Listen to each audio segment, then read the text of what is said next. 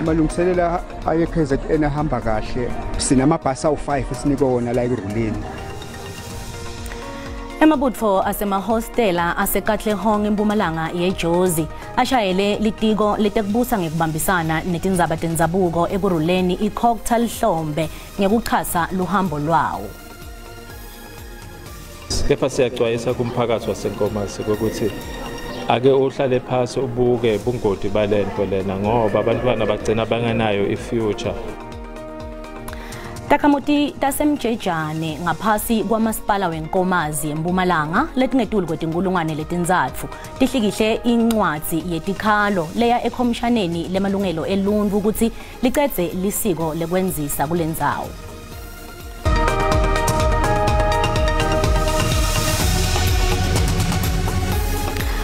Kwaba kuhle kuphindze ngihlanganyele nawe mbukeli wetindzaba telulwimi lweSiswati la ku SABC. Ngiphindze ngivusele nakubabukeli bethu labasibambe ngale ku DTT lishonile. Khumbula ke ukuthi mawuphuthelwe ungaphindze utithole futhi etinkundleni tekuxhumana kanye na ku YouTube ngekuthi SABC Tindzaba. Xhumana na SABC News. Shayele ngetindzaba letishisako. Tindzaba nje. Kusiluma indlebe talabanga ngentipi tingikathi nikhungese ngumphakathi. Sishayele ku 011 714 6133 noma usithumele email ku news@sabc.co.za. iSABC News live lakho itimele ayithathi hlangothi.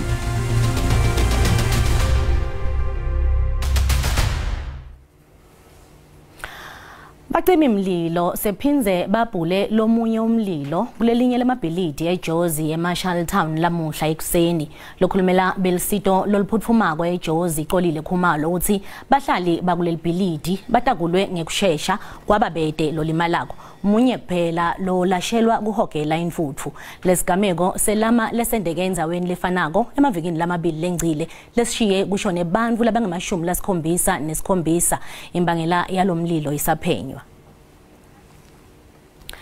Inhlangano ye-African Christian Democratic Party eNtshonalanga Kapa beyibhikisha ngaphandle ePhalamende njengendlela yokungahambisani nemthetho lohlongotwako lothi kuleli umthetho lowengamele imishado leyahlukahlukene ube munye.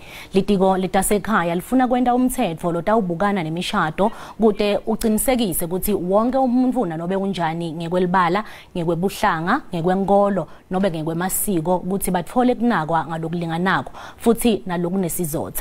Lenhlangano ithi lemithetho lekhona manje lemibili etemishado ikahle ayidzingi koniwa. We also know that we are a diverse society, so when it comes to our African brothers, you have the customary marriages. When it comes to same-sex marriages, you have the civil union, because that was against the Constitution. So they have all of these acts to be in line with the Constitution. Although we are against it, we believe in man and woman. We believe that encompasses all. Now you want to rationalize, take out. And now you discriminate against certain individuals, like we believe God created and instituted marriage. You see the problem. So that is the biggest problem we have. Why do you now want to fix something that is working? So they are now confusing and taking rights of most of us South African citizens away. Njengobe emalungiselelo ekutshalwa kwemntfwana wakaphindangene inkosi Mangosuthu Buthelezi asaya ngasemaphethelweni kulandzela kulandva kwesivumbu sakhe lomuhla ngetikhatsi temadina kanti ke sivumbu senkosi Buthelezi seyimikiswa ekhaya elayinini sinenzatheli ye-SABC Ayanda Mhlongo lotasilandzisa ngekuthi uhamba njani umsebenzi. Ayanda sikubingelele sikwamukele tindzabeni teSiswati la ku SABC 1.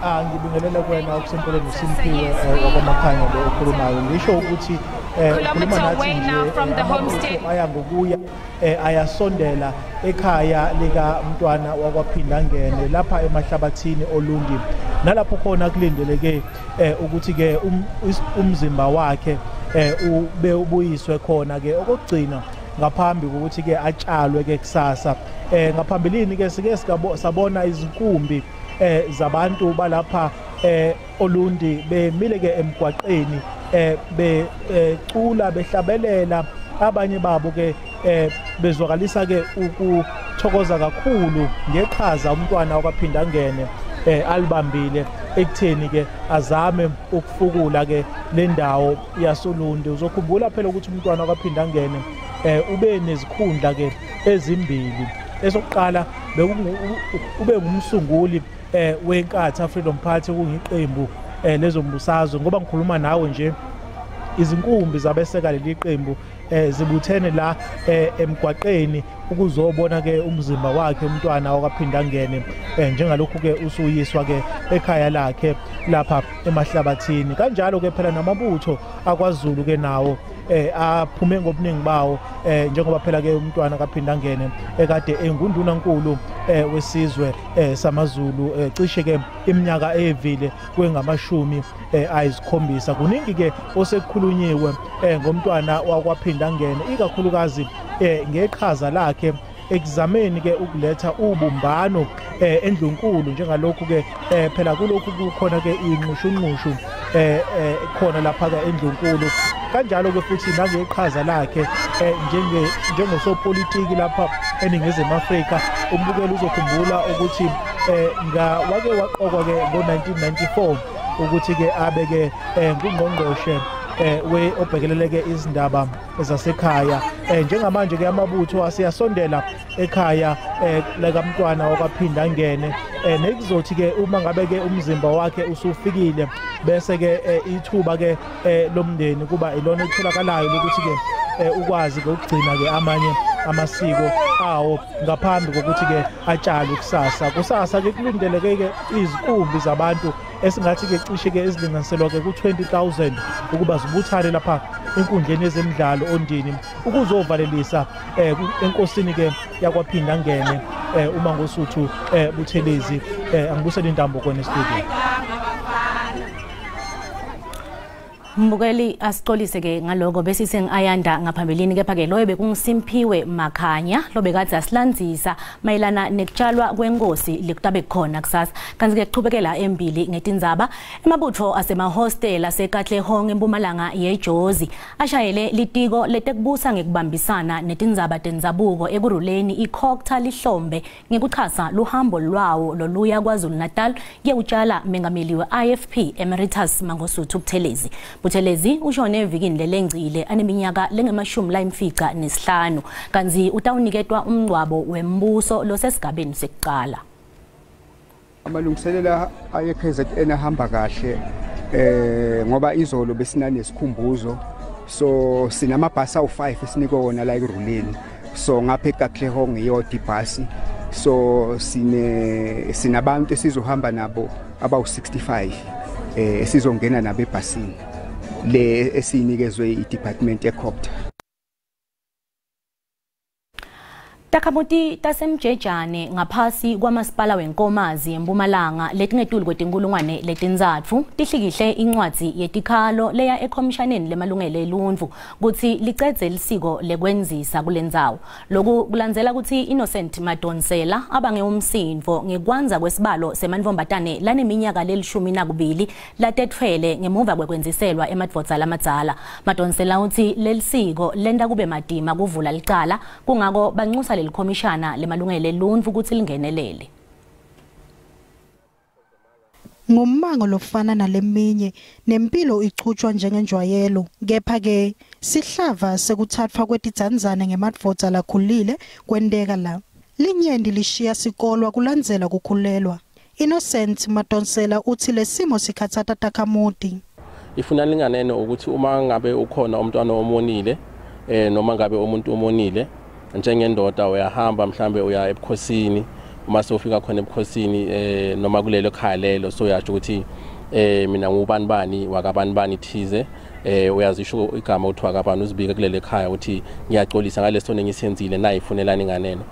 Lerato loligama lakhe ligodliwe uthi impilo yadzadze wabo lomncane yonakele kulandzela kuwela kulolugibe atitfola khulelwe aneminyaka leli-15 kanzi indvodza leyamkhulelisa beyineminyaka lengemashumi-3 sekuphele tinyanga letisitfupha solo bangamtfoli.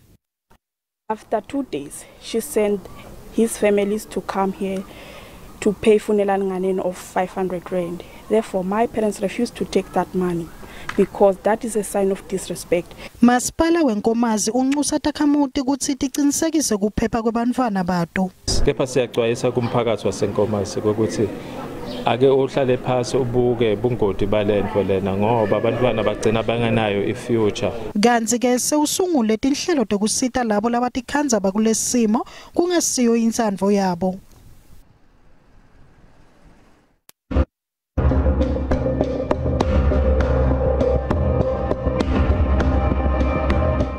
Ngalelanga 1990 mengameli waphambili FW de Klerk Nelson Mandela baqala kubamba imihlekano ngeldlame lasemalokishini Transvaal kuthola indlela eceza lodlame.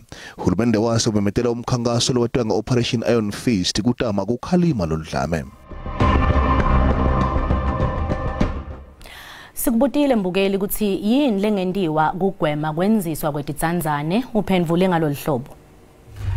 Uhulumeni mangabe ngaqinisa isandla bonke abazali abavumelele izenzo lezi zimbi kanjena beboshwe. Kumele ukuthi nangabe ungumntali ungabuki inhlupheko yakho cabangela umfana likusasa lakhe ukuthi limphatheleni. Balungelo ebantu abemantombatana acekeleka phasi kwangathi ingane yomthetho lapho kwamele igcine umuntu otholakala entela sento leso akajeziswe agwetshwe aninge 15 years to 20 years ejele. Uma ngangenele laba abaphethe kwezamasiko nomphathiso nje wezamasiko iMEC ingenelele ngoba ngempela into yabalimaza abantwana yindlela engagwenyanga ukuthi onze lokho aboshwe. Lona ngumbono wembukeli iSABC ngeke yetfese ukuthi phendvulela ngawo.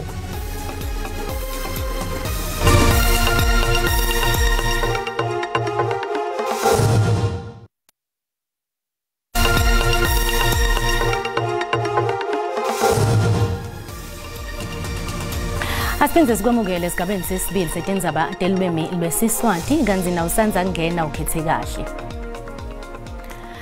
Bekunembhikisho lomkhulu wekulwisana nekusabalala kwetidzakamiva lebe ubanjwe ePitoli lomuhla. Tinhlangano letahlukahlukene velonke letilwisana nekusetshenziswa budlapha kwetidzakamiva tishulungele daya ePitoli tikhala ngekuthi tidzakamiva tibulala imimango. Insha ihlangene netinhlangano letilwisana nekudlatshatiswa kwetidzakamiva bashuqa ePitoli. Iput South Africa First inhlangano lehlelo lomshuqo kanzi ithi kuvalwe ngelihlahla kuleli ngoba insha ihageke etidzakamiveni. We need to unite as communities and stand up and push them out and report them. We want to work with SABC and all other drug facilities that are in South Africa in order for us to get rid of these illicit drugs that are in our country. I think that what is happening here today is absolutely necessary, but what is important is consistency and consistent pressure on government as South Africans. This is the beginning of us uniting and doing the same thing for the same goal with the same results. But one thing for sure, this country, the drugs are going to end.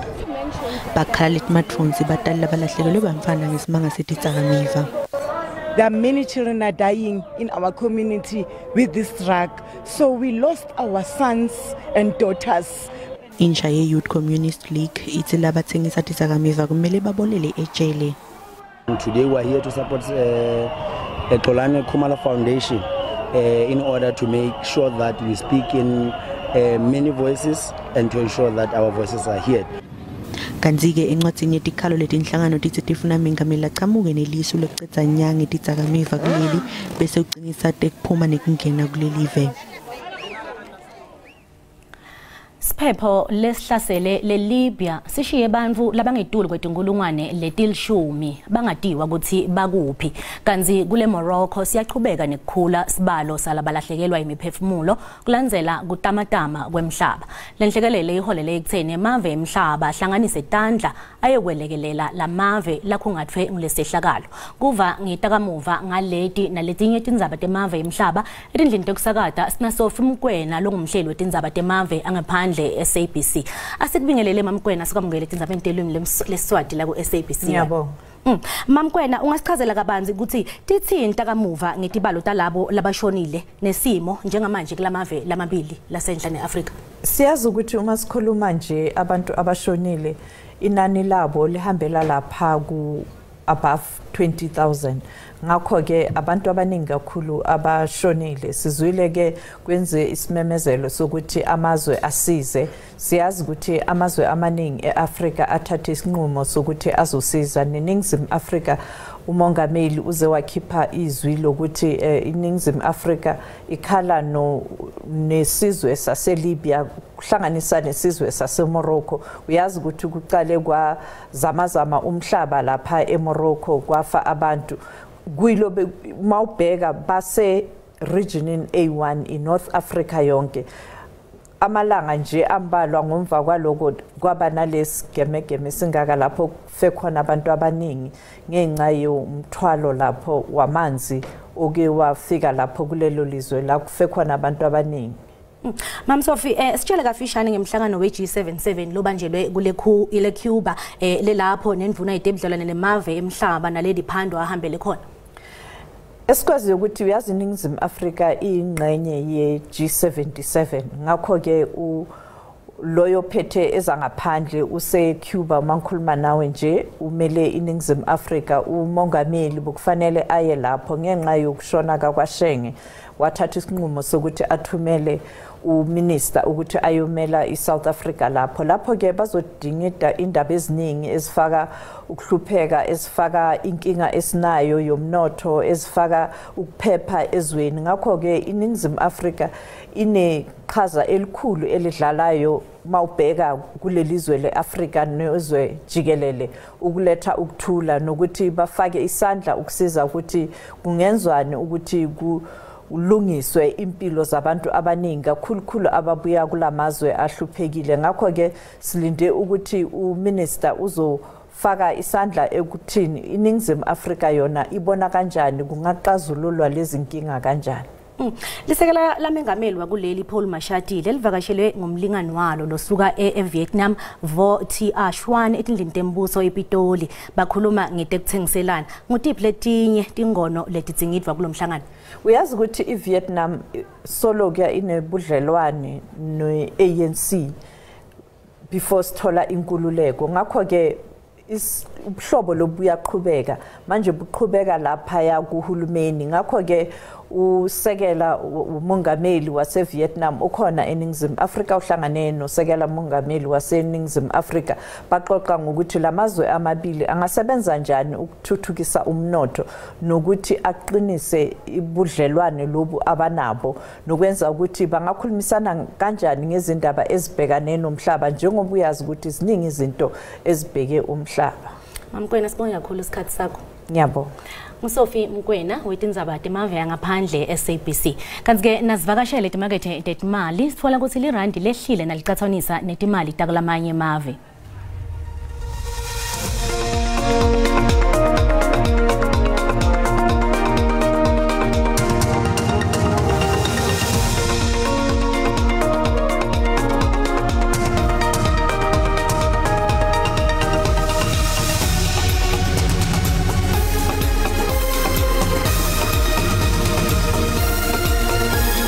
Singakaphethi asesibukele ethambe embili lomuhla. Enahamba kahle sinamabhasi awu5. Emabutho asemahostel aseKatlehong eMpumalanga yeJozi ashayele litiko letekubusa ngekubambisana netindzaba tendzabuko ekuruleni iCocktail Hlombe ngekuchasa lohambo lwawo. Siyexwayisa kumphakathi wasenkomazi ukuthi ake uhlale phansi ubuke ubungoti balento lena ngoba abantwana bagcina bangenayo ifuture. Takhamuti tasemjejane ngaphansi kwamasipala wenkomazi eMpumalanga letingetulu kwetinkulungwane letinzatfu tihlikihle incwadi yetikhalo leya ekhomshaneni lemalungelo eluntfu ukuthi licedze lisiko lekwenzisa kulendzawo.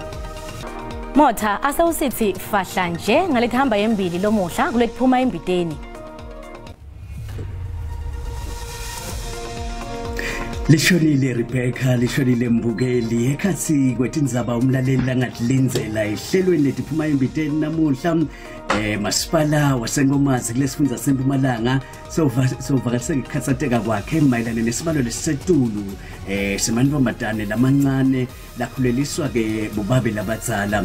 ngethuli kwaloko siyawuthola takamuva lethinza ke lelicala lelibukeneke neliphoyisa lemgwaqo lalapha ke eMbombela lelisolwa ngekuba ingcenye yelicembu letigebengu leladama ke kubamba inkunzi imoto lethwala imali. Mlaleli uleti naletinye longadlinzela ehlelweni letiphuma embiteni kulikhwela khwela FM emkhatsini kwensimbi yesithupha nesikhombisa nyalo Nzambama. Mbukeli tiyaguqa dalomuhla fola letinye ngalwesibili ngesikhathi lesifanako nibe nempela sondlo lemnanzi kanzi ungakhohlwa simo selitulu siyalandzela.